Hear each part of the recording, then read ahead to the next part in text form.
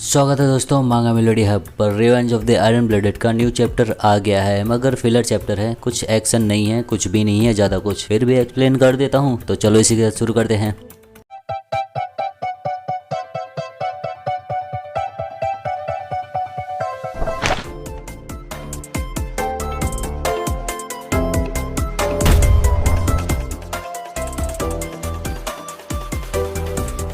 एक आर्टिफैक्ट का treasure room के बैरियर को तोड़ना कोई आम हादसा नहीं था। बैरियर मैनेजमेंट और हेडमास्टर तुरंत ही जांच किए उस आर्टिफैक्ट पर, इनवर्स स्टार आर्टिफैक्ट जिसने बैरियर को डिस्ट्रॉय किया था, लेकिन माना को लेकर उसका कोई भी रिएक्शन नहीं था। जैसा कि आर्टिफैक्ट के ओनर ने कहा, इसको सिर्फ एक ही बार इस्तेमाल कर सकते हैं, उसके बाद माना को लेकर ये रिएक्ट नहीं करेगा। इस हादसे से ये निष्कर्ष हुआ ये आर्टिफैक्ट एक अशुभ हार है, और इसी के साथ वो घटना द यूनिवर्स लीग का अंत हुआ। वैकिर एकेडमी पहुंच गया रहता है। वैकिर नहा कर ही निकला रहता है, उसके पास एक लेटर आया रहता है। वो लेटर रहता है मॉक इन्वेस्टमेंट कंपटीशन से। वैकिर उस लेटर को देखकर सोचता है, एक मॉक इन्वेस्टमेंट कंपटीशन, क्या सर्वाइवल कंपटीशन अभी भी चल रहा है? वास्तव में हर किसी के लिए एक कंपटीशन है। तभी पिगी आता है वैकिर का नेकलेस लेकर वैकिर को देने के लिए, जो वैकिर भूल गया रहता है नहाते समय। बोलता है, वैकिर ये तुम्हारा नेकलेस है ना? वैकिर नेकलेस लेते हुए बोलता है, ऐसा लगता है मैं भूल गया जब मैं नहा रहा था, धन्यवाद पिगी। पिगी बोलता है, कोई बात नहीं। वो नेकलेस पिगी को देखता रहता है डर की नजरों से। बोलता है, मैं ये सोच रहा था कि उसकी उपस्थिति के कारण जेंडर को लेकर उन्हें अलग नहीं किया होगा, मगर मैं गलत था। लेकिन फिर भी वो चीज देखना काफी दिलचस्प है। वैसे ही वैकिर उसे बोलता है, क्या मैंने तुझसे कहा नहीं था अगर तूने कुछ बेवकूफी जैसा किया तो मैं तुझे तबाह कर दूंगा? वैकिर का चेहरा देखो डेकरेविक घबरा जाता है। हाँ, मेरा मतलब ये था कि डॉर्म का फैसिलिटी बहुत बढ़िया है, मैं फैसिलिटीज को देख रहा था। वैकिर का आवाज पिगी के कानों में जाता है। पिगी के देखने से पहले डेकरेविक को पीछे कर लेता है वैकिर। पिगी बोलता है, क्या तुम कुछ कह रहे थे वैकिर? वैकिर बोलता है, नहीं, लेकिन वो जो पोस्टर डेस्क पर है वो क्या है? पिगी बोलता है, ओ, जल्दी ही मॉक इन्वेस्टमेंट कंपटीशन शुरू होगा। ये एक ऐसी प्रतियोगिता है जिसमें तुम पहले से ही आशाजनक स्टॉक और सेक्टरों का पता लगा सकते हो, उनके भविष्य का अनुमान लगा सकते हो और उनमें इन्वेस्ट कर सकते हो। और इसका आयोजन करने वाले हैं प्रसिद्ध बॉर्जुआ फैमिली। अब जब मैं लड़ने में अच्छा नहीं हूँ तो ज्यादा पॉइंट्स हासिल करने के लिए मुझे कंपटीशन में अप्लाई करना होगा। वैकिर सोचता है, भले ही पिगी लड़ने में अच्छा नहीं है, इसके पास हर दूसरी चीज के लिए दिमाग है, खासकर एब्जॉर्बिंग, कलेक्टिंग और एनालाइजिंग इंफॉर्मेशन में। वैकिर पीछे हाथ में छुपाकर पकड़ रहता है डेकरेविया को। डेकरेविया के पास आ जाती है बेबी मैडम। डेकरेविया उसे देखकर बोलता है, क्या है तू? अगर सिंडी विंडी इसे देखेगी तो वो पागल हो जाएगी इसे अपने साथ रखने के लिए। ऐसा कहेगी, उसे मेरे पास लेकर आओ, इससे पहले कोई और उसे ले ले। बेबी मैडम डेकरेविया को चूसती रहती है। डेकरेविया उसे देखकर बोलता है, हाँ, दूर चली जा, तू इतना क्यों चिपक रही है मुझसे? पिगी बोलता है, मुझे इस बार सिंक्लेयर को हराना होगा। वैकिर बोलता है, सिंक्लेयर? पिगी बोलता है, हाँ, मैं पहले के कंपटीशन में हमेशा उससे हारा हूँ। मैं सुना हूँ वो बहुत अच्छी है इकोनॉमिक और इन्वेस्टिंग में, तो मैं उससे हारना नहीं चाहता इस कंपटीशन में। लेकिन इस समय तभी उसका नजर जाता है घड़ी पर, तो समय निकले जा रहा है। बोलता है भागते हुए, ओ,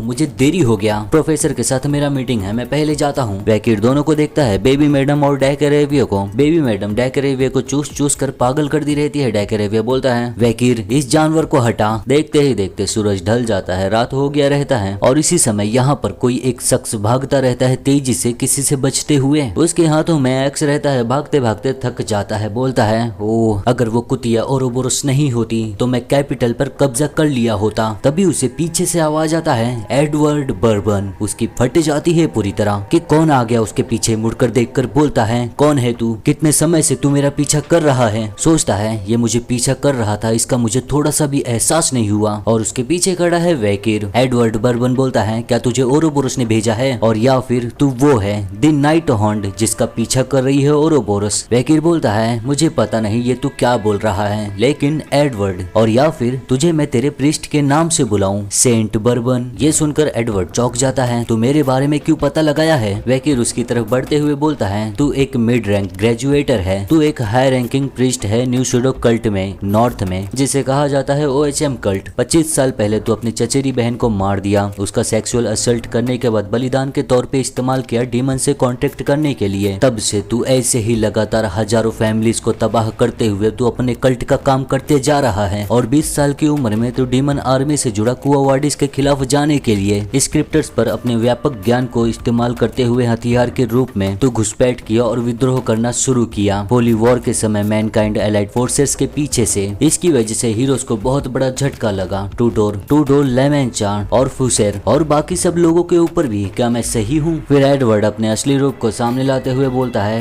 ओ हाँ, बाकी ये सब चीजें तू क्या बोला मुझे कुछ नहीं पता। और जंप मारकर वैकिर के ऊपर उस एक्स से अटैक कर देता है, मगर उसके दूसरे ही पल में वैकिर बेल्जेबब से उसका सर उसके धड़ से अलग करके उसके आर पार निकल जाता है। उसे थोड़ा भी पता भी नहीं चलता कि क्या हुआ। भले ही मैं उन चीजों को मिला दूं जो अब तक हुआ नहीं, फिर भी तू एक कचरा है। उसका शरीर ऐसे ही गिरा पड़ा रहता है, उसके शरीर से काफी खून निकलता है। तभी उसके जेब में से किसी चीज का गंध आता रहता है। वैकिर देखकर बोलता है, एक डीमन सेंट, कुछ तो तेरे पॉकेट में है। उसके पॉकेट से निकलता है एक पेपर। वैकिर देखकर पढ़ता है उसमें, इसमें लिखा हुआ है, इस विश्वसनीय व्यक्ति को उसके पापों से मुक्ति मिल जाता है। ये छूट ओल्ड टेस्टामेंट फैक्शन के द्वारा जारी किया गया था, इसके नतीजे के रूप में सजा होगी। वैकिर ये पढ़कर बोलता है, एग्जाम्पशन का बिकना बंद होना चाहिए था जब मैंने मार दिया था 9th क्रॉप्स को, डांटेलियन को। इससे अभी भी डीमन जैसा गंध आ रहा है। डैकेरेविया वो गंध सुनकर बोलता है, इससे आ रहा है, इससे आ रहा है। ये सचमुच बहुत डेंस है, मुझे यकीन है ये गंध 6th क्रॉप्स का है। वैकिर बोलता है, ऐसा लगता है कुआ वार्डिस में मुझे दोबारा जाना होगा। एडवर्ड पर नजर जाती है, उसे देखकर बोलता है, इसने बोला था ओरोबोरस इसे परेशान कर रही है। ओरोबोरस कैपिटल के अपराधियों को हंट कर रही है और वो मुझसे मिलना चाहती है नाइट हॉर्न से। मुझे लगा था वो बस एक पागल है, लेकिन पता चला कि वो एक षड्यंत्रकारी पागल है। इतना बोलकर वैकिर यहाँ से चले जाता है और उसी समय वहाँ पर कोई और आ जाता है। आ जाती है मिस ओरोबोरस, घर के ऊपर खड़ी होकर देखती रहती है। तब उसे दिख जाता है एडवर्ड, वहाँ जंप मारकर जाती है उसके शरीर के पास, बोलती है, ये पहले से ही यहाँ है। एडवर्ड का कटा हुआ सर उठाती है, उठाते हुए बोलती है, मैं ये सोच रही हूँ कि वो अपना शानदार रूप कब दिखाएगा। क्या मैं थोड़ा सा और इंतजार करूँ? अगले दिन हम देखते हैं कैपिटल स्ट्रीट। यहाँ पर काफी सारे लोग हैं और यहाँ पर आया है वैकिर। वैकिर एक शॉप से मास्क खरीदता रहता है कोई जरूरी काम करने के लिए। आगे चलते हुए रास्ते पर लोगों को देखते हुए सोचता है, मुझे पता था इंपीरियल कैपिटल का रास्ता वीकेंड्स के दिन भरा हुआ रहेगा। तभी उसका नजर जाता है एक चर्च पर। इस चर्च का नाम है कुआ वार्डिस church, old testament faction 2nd branch. Church के अंदर काफी भीड़ रहता है, काफी सारे लोग यहाँ पर आते रहते हैं। कुआ वार्डिस चर्च का प्रचार भी होता रहता है। आज का एक खास डिस्काउंट है, यह अच्छा मौका है आधी कीमत पर अपने पापों को धोने का। ऐसा ही कुछ प्रचार होता रहता है लगातार। वैकिर भी वहाँ से गुजरता है। उसके बगल से 2 लोग गुजरते रहते हैं, आपस में बात करते रहते हैं। शख्स बोलता है, मेरे पाप की वजह से मुझे सुकून नहीं मिल रहा था, लेकिन अब मुझे बहुत बेहतर महसूस हो रहा है। लेडी बोलती है,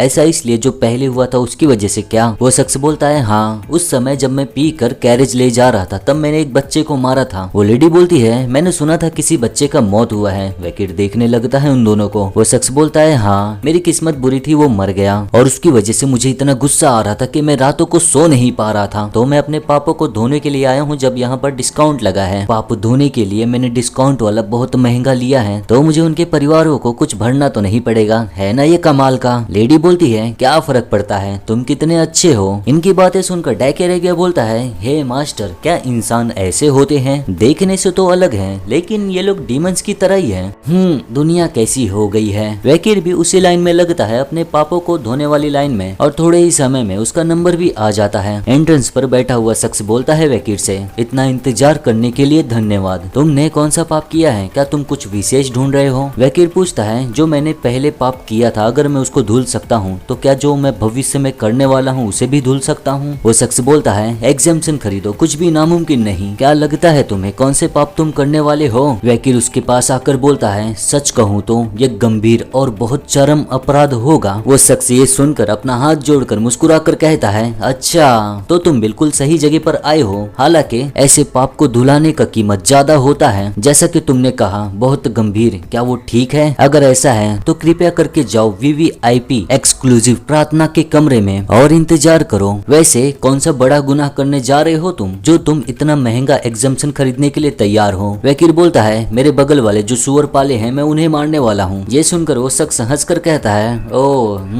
ये गंभीर गुनाह है। वकील बोलता है, सुअर भी तो जिंदा चीज है, क्या उन्हें मारना कोई पाप नहीं? ये सुनकर वो शख्स पूरी तरह चिढ़ जाता है। ओए, तू क्या सोचता है मैं ऐसे ही मुस्कुरा कर बात कर रहा हूँ तो मैं व्यस्त नहीं हूँ? मैं अभी किसी ऐसे से मिला जो किसी शख्स को मारा है अपने कैरेज से, और एक और जिसने इससे भी ज्यादा गंभीर पाप किया। मैंने ऐसे बहुत से लोगों को देखा है अपनी जिंदगी में, लेकिन तू पहला है जिससे मैं मिल रहा हूँ जो यहाँ तक आया है सिर्फ मुझे ये बताने के लिए कि वो सुअरों को मारने वाला है। वकील कुछ भी बोलता नहीं, उसे देखता रहता है। फिर वो शख्स बोलता है ठीक है, मुझे गर्व है कि तुम यहाँ तक आए, बस खाली सुअर को मारने की वजह से। एग्जामिशन का पेपर वकील के ऊपर फेंक कर मारते हुए बोलता है एक गोल्ड कॉइन दो और जाओ, अगली बार पाप मत करना और अगली बार यहाँ आना भी नहीं। वकील बोलता है धन्यवाद और फिर वहाँ से चले जाता है। उस पेपर को पढ़ते हुए आगे जाता रहता है। एग्जामिशन कुछ ऐसा है जिसे ओल्ड टेस्टामेंट ने निकाला है बिलीवर्स के लिए, उनके पापों को धुलने के लिए। वकील सोचता है जैसा मुझे लगा था, एक हल्का सा डिमोनिक गंध है जो इस चर्च के एग्जामिशन से आ रहा है। डायकरेविया बोलता है ये पक्का सिक्स्थ क्रॉप्स का गंध है। वकील आगे चलते हुए बोलता है हो सकता है वो चर्च में ना हो, लेकिन हम उसकी भागीदारी को इनकार नहीं कर सकते। मुझे यकीन है वो यही कहीं कैपिटल में होगा। और तभी उसका ध्यान जाता है एक लड़की के ऊपर जो उसके बगल से गुजरती रहती है। उसे देखकर वकील पूरी तरह चौंक जाता है, तुरंत ही पिलर के पीछे छुप जाता है उसे देखकर। वकील सोचता है ये यहाँ पर क्यों है जबकि इसे स्कूल में होना चाहिए। डायकरेविया को समझता नहीं, वो यहाँ वहाँ देखता रहता है और वो लड़की कोई और नहीं है, वो है डॉलर्स जो अपना रूप बदल कर आई है, मगर उसे देखकर कोई भी पहचान लेगा। मेरे हिसाब से डॉलर्स भी पाप धुलने की लाइन में लग जाती है लोगों के साथ साथ, मगर वो काफी घबराई हुई रहती है कि कोई उसे पहचान न ले। गहरी सांस लेती है, सोचती है क्या मैं यहाँ पर सिर्फ आत्मविश्वास के साथ चलूंगी और चारों तरफ देखूंगी, मुझ पर तो और शक किया जाएगा कि एक साइंटिस्ट छुप कर आ रही है चर्च में इस तरह। फिर उसे थोड़ा हौसला आता है, नहीं वो लोग मुझे पहचान नहीं सकते, मेरा भेष बदलना एकदम सही है, जो कि सब लोग उसे ही देखते रहते हैं। इतने सारे लोगों को देखकर डॉलर सोचती है जो भी हो यहाँ पर इतने सारे लोग ओल्ड टेस्टामेंट फैक्शन चर्च में एग्जामिशन खरीदने के लिए। क्विल्टी के बाद इंडल्जेंटिया फैमिली, मेरा मतलब डांटेलियन के मरने के बाद भी Old testament faction indulgent examination जो कि दुनिया के सामने आया था। सोचने वाली बात है ये अभी भी लोगों में इतना प्रसिद्ध है। इस समय कोवार्डिस के आंतरिक मामले अराजकता में हैं। सभी लोगों का ध्यान है उसमें जो नए और पुराने टेस्टामेंट फैक्शन में चल रहा है इस समय। इसकी वजह से सूडो कल्ट एम्पायर के अंदर बड़े पैमाने में हर जगह पर चल रहे हैं। द इंडल्जेंटिया फैमिली उनके कमाने का जरिया गायब हो गया, तो फिर ओल्ड टेस्टामेंट फैक्शन इस संघर्ष का कारण कैसे है और संपत्ति अपनी कैसे बनाए रख पा रहा है, एग्जामिशंस को बेचकर, और या फिर उन्हें कमाने का कोई और जरिया मिल गया है। मैं यहाँ पर छुप कर आई हूँ इस चीज का पता लगाने के लिए। तभी उसे आवाज आता है ये यहाँ पर है। डॉलर से अगल बगल देखने लगती है तो उसे पता चलता है लोग किसी को देखकर चिल्ला रहे हैं। लोग चिल्लाते रहते हैं वाओ ये यहाँ पर है, ये सच में आए। और वो शख्स कोई और नहीं रहता,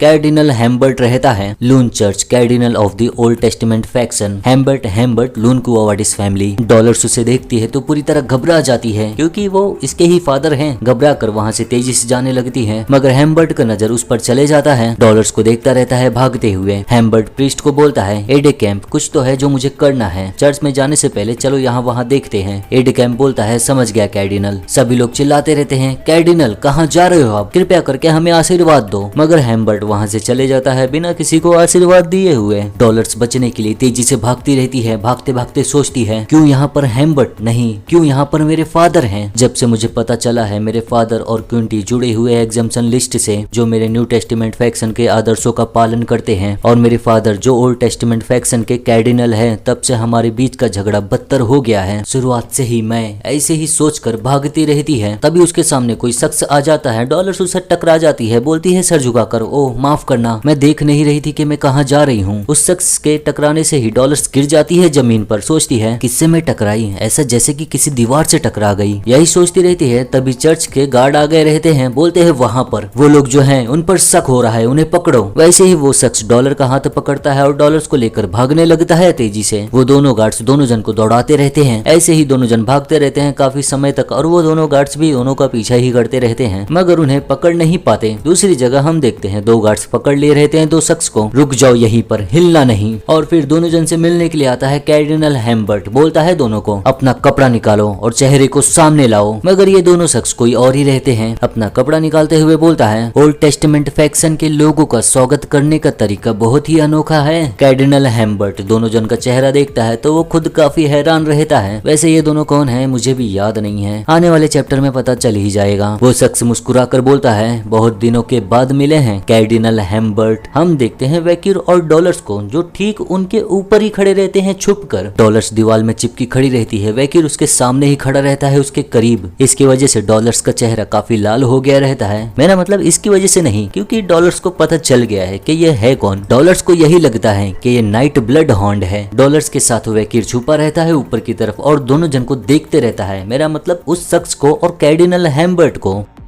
तो दोस्तों ये चैप्टर यहीं पर खत्म होता है। उम्मीद करता हूँ एक्सप्लेनेशन पसंद आया हो। तो चलो मिलते हैं अगली वीडियो में।